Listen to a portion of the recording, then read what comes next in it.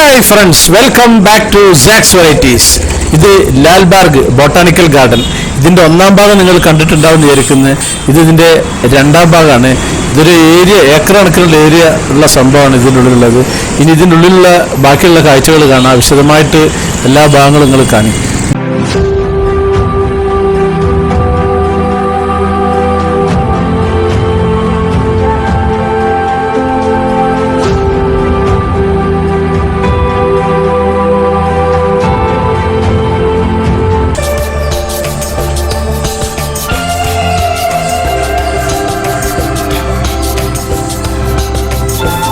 ഇവിടെ ഇങ്ങനെ ഒരുപാട് റോഡുകൾ ഉണ്ടാക്കിയിട്ടുണ്ട്. പഴയ കാലത്തൊക്കെ ഇവിടെയൊക്കെ അധികം പുല്ല് വെച്ച് പിടിപ്പിച്ച സ്ഥലമായിരുന്നു. ഇപ്പോൾ ഇതിൻ്റെ അകത്ത് ഒരുപാട് റോഡുകൾ ഉണ്ടാക്കിയിട്ട് ഈ മോർണിംഗ് വാക്കുകൾക്കൊക്കെ നടക്കാനുള്ള സൗകര്യത്തിനും ഒക്കെ ഒരുപാട് നല്ലോണം ടാർ ചെയ്ത റോഡുകളാണ്. അതൊക്കെ ഇങ്ങനെ അടിച്ചു വരാൻ ഒരുപാട് സ്ത്രീകളും കാര്യങ്ങളൊക്കെ ഉണ്ട്. ഒരുപാട് ഏരിയ ഉണ്ട് ഈ റോഡ് തന്നെ. പിന്നെ ഒന്നാമത് നമ്മളിതിനുള്ളിൽ അങ്ങോട്ട് കയറി കഴിഞ്ഞിട്ടുണ്ടെങ്കിൽ കുറച്ചങ്ങോട്ട് നടന്നു പോയി കഴിഞ്ഞാൽ പിന്നെ ആകെ കൺഫ്യൂഷൻ ഒക്കെ. അങ്ങോട്ടും ഇങ്ങോട്ടും പോയത് ഇതിലേ പോയാൽ എന്താണ്, അങ്ങോട്ട് പോയാൽ എങ്ങനെയാണ് എന്നൊക്കെ ഉള്ളൊരു വിഷമമുണ്ടാവും. അതിൻ്റെ ഒരു ആവശ്യമൊന്നുമില്ല. അത് നടന്നങ്ങനെ പോയി കഴിഞ്ഞാൽ ഭൂമി ഉരുണ്ടല്ലേ, തിരിച്ചു കൊടുക്ക് എത്തും. മോർണിംഗ് വാക്കിന് നടക്കുന്ന ആളുകളാണ് ലേഡീസും. പിന്നെ പ്രായം കൂടിയാൽ അധികമുള്ളൂ. ഏകദേശം ഒരു 55 വയസ്സിൻ്റെ മുകളിലുള്ള പുരുഷന്മാരെ കണ്ടല്ലോ. പിന്നെ സ്ത്രീകൾ, കുറച്ച് ചെറുപ്പക്കാർ സ്ത്രീകളുണ്ട് നടക്കുന്നവർ. പിന്നെ മാസ്ക് ഇട്ടുകൊണ്ട് വലിയ VIP ആരാന്നൊന്നും ആർക്കും അറിയില്ല. പല ഫിലിം സ്റ്റാറും കാര്യങ്ങളൊക്കെ ഇവിടെ നടക്കാറുണ്ടെന്നൊക്കെ പറയുന്നേക്കാം. അപ്പോൾ നിങ്ങളിങ്ങനെ കാഴ്ചകൾ കാണാൻ, ഞാൻ നേരത്തെ പറഞ്ഞ പോലെ ഞാനങ്ങനെ നടക്കുന്നുണ്ട്. ആ നടക്കുന്ന വട്ടത്തിൽ കൂടി ബാക്കിയുള്ള നിങ്ങളും അങ്ങനെ കാണുക. പൊതുവെ പുഷ്പങ്ങൾ വളരെ കുറവാണ് ഇവിടെ ഉള്ളത്. ഇവിടെ അധികവും വലിയ വലിയ മരങ്ങളും കാര്യങ്ങളും ഒക്കെ ഉള്ളത്. ഇപ്പോൾ പുഷ്പത്തിൻ്റെ സീസൺ ആയിട്ടില്ല എന്ന് തോന്നുന്നുണ്ട് ഇവിടെ. ഈ ബാംഗ്ലൂർ നഗരത്തിൻ്റെ തെക്ക് ഭാഗത്തായിട്ടാണ് ഈ ബൊട്ടാണിക്കൽ ഗാർഡനിൽ ഞാൻ മുമ്പ് സൂചിപ്പിച്ചിരുന്നല്ലോ. ഈ ലാൽബാഗ് എന്ന വാക്കിന്റെ അർത്ഥം എന്താണെന്ന് വെച്ചാൽ ശരിക്കും ചുവന്ന പൂന്തോട്ടം എന്നാണ്. ബാംഗ്ലൂർ ഭരിച്ചിരുന്ന ഈ സുൽത്താൻ ഹൈദരലി ഇത്തരം ഒരു പൂന്തോട്ടം പണിയാൻ മുൻകൈ എടുത്തിരുന്നത്. പൂന്തോട്ടത്തിന്റെ പണികൾ ടിപ്പു സുൽത്താന്റെ കാലത്താണ് അത് കഴിഞ്ഞിട്ടുള്ളത്, ഫിനിഷ് ആയിട്ടുള്ളത്.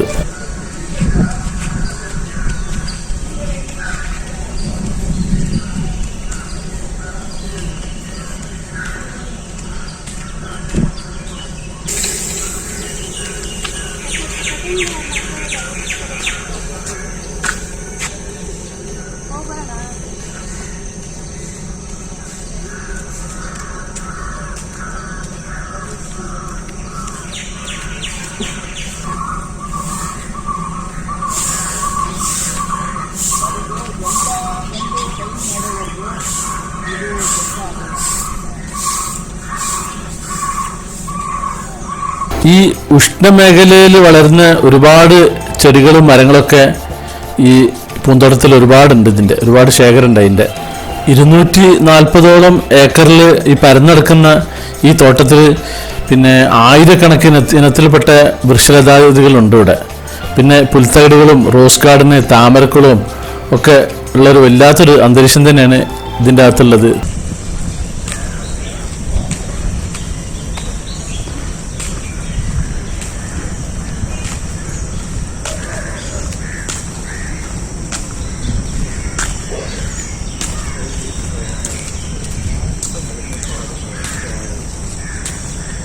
ഈ റിപ്പബ്ലിക് ദിനവും ആഗസ്റ്റ് 15 ബന്ധപ്പെട്ടിട്ട് ഇവിടെ നടക്കുന്ന ഈ പുഷ്പ പ്രദർശനത്തിന് ഭയങ്കര തിരക്കാണ് ഇവിടെ ഉണ്ടാവില്ല. ഈ നഗരത്തിൻ്റെ ഏത് ഭാഗത്തുനിന്നും ഇവിടേക്ക് ബസ് സർവീസ് ഉണ്ട്. പിന്നെ സ്വന്തം വാഹനത്തിൽ വരുന്നെങ്കിൽ ഇവിടെ ഫീസ് കൊടുത്തിട്ടുണ്ടെങ്കിൽ ആ പാർക്കിംഗ് ഏരിയയിൽ സ്ഥലമുണ്ട്. നേരത്തെ 100 രൂപ കൊടുത്തു കഴിഞ്ഞിട്ടുണ്ടെങ്കിൽ ഇതിലും മൊത്തം കറങ്ങിക്കിടക്കുന്നൊരു സ്ഥലം ഞാൻ കാണിച്ചിരുന്നല്ലോ. ആ ഭാഗത്തിൻ്റെ ലെഫ്റ്റ് ഭാഗത്തേക്കാണ്ട് പോയി കഴിഞ്ഞാൽ അവിടെയാണ് ഈ നമ്മുടെ പ്രൈവറ്റ് വാഹനങ്ങളൊക്കെ പാർക്ക് ചെയ്യാനുള്ള സൗകര്യം. അപ്പോൾ സ്വന്തമായിട്ട് വാഹനങ്ങളായിട്ട് വരുന്നവർക്ക് അവിടെ വാഹനങ്ങൾ പാർക്ക് ചെയ്യുകയും ചെയ്യാം.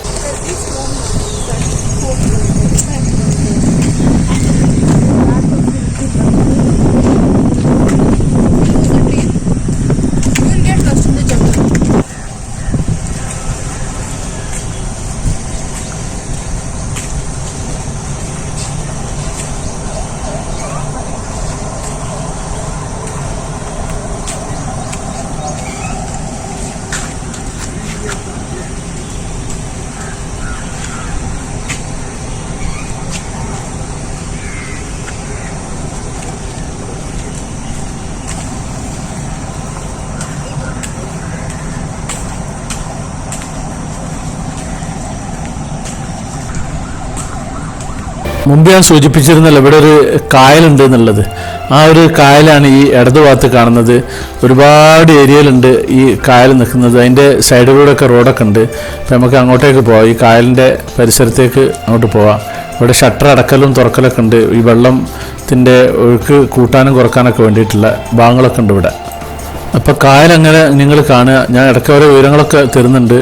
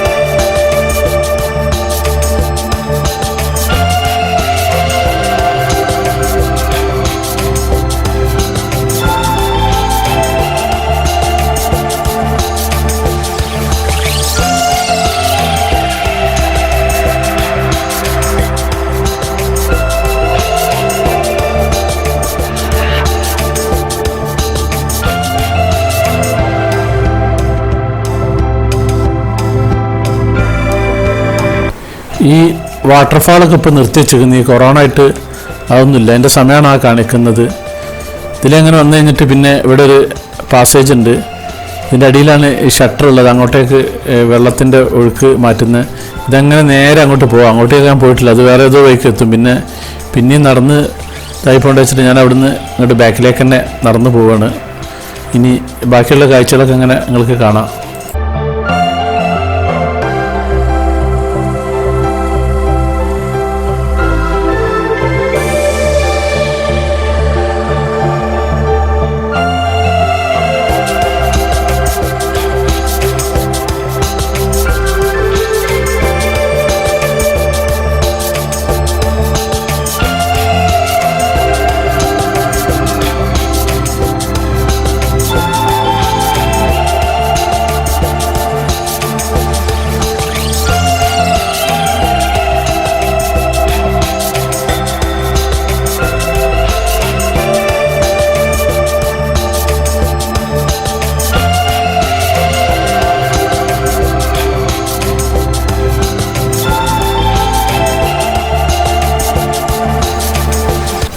ഇതാണ് ഞാൻ നേരത്തെ പറഞ്ഞിട്ടുള്ള പിന്നെ ആ വെള്ളത്തിൻ്റെ ഫോഴ്സ് ഇങ്ങോട്ട് തടുക്കുന്ന ഷട്ടറും കാര്യങ്ങളൊക്കെ. ഒരു ചെറിയ അടിയിലൊരു കവറിങ് ഉണ്ടല്ലോ ഈ പാലത്തിൻ്റെ അടിയിൽ. ഇവിടെ ലോട്ടസ് പോണ്ടൊക്കെ ഉണ്ട്. ഒരു ചെറിയൊരു കുളവും കാര്യങ്ങളുണ്ട്. ഇതിങ്ങനെ ഇപ്പോഴും പിന്നെ മോർണിംഗ് വാക്കർ നടക്കുന്ന ഇത് സമയം കഴിഞ്ഞിട്ടില്ല. ഇപ്പോൾ ഏകദേശം ഒരു 10 മണിയായിട്ടുണ്ട് സമയം. ഞാനിപ്പോൾ നടക്കൽ തുടങ്ങിയിട്ട് ഏകദേശം ഒരു 3/4 മണിക്കൂർ അയക്കുന്നു ഇതിൻ്റെ അകത്ത്.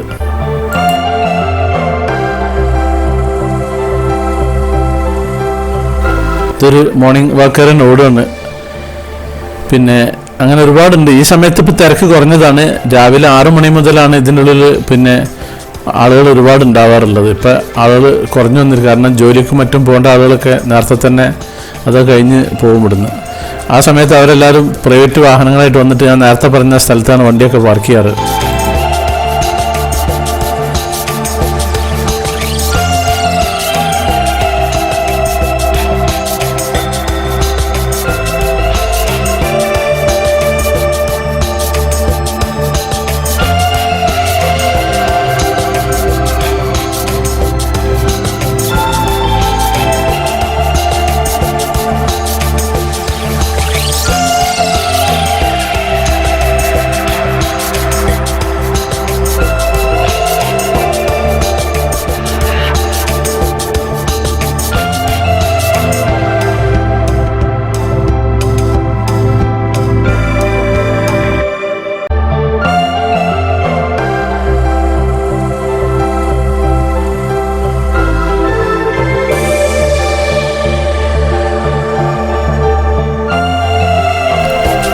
ഇവിടുത്തെ റോഡുകളൊക്കെ നല്ല വൃത്തിയും നല്ല ക്ലീൻ ചെയ്തിട്ടുള്ളതാണ്.